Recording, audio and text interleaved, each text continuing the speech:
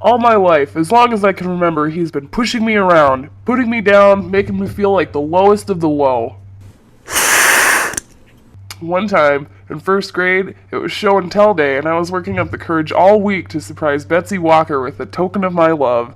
When my name was called, I was going to go up to the front of the class and proudly display the prettiest of flowers that I'd picked for her that morning, place them on her desk, and ask her to be my girl.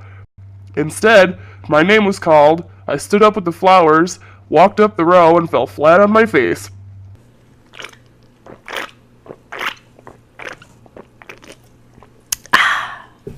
The first thing that I remember when I came to was a huge white mass of gauze attached to my face.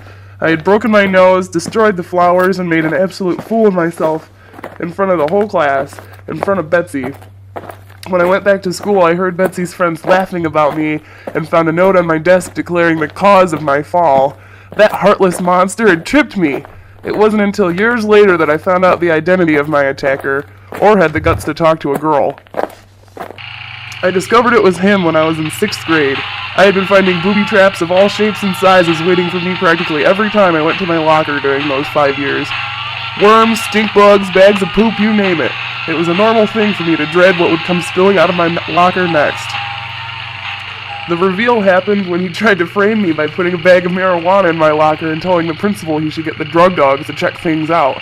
Apparently, the guy failed to realize two things: that when the school does a drug dog inspection, the whole school gets checked. And two, the baggie he had tried to frame me with had a hole in it, through which some of the marijuana had fallen out and remained in his pocket.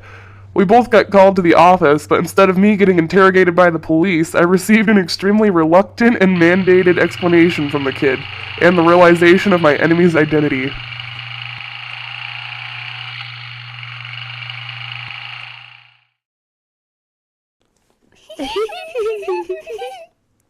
After that episode, his parents took him out of public school, so I had a few good years of quality reputation reparation.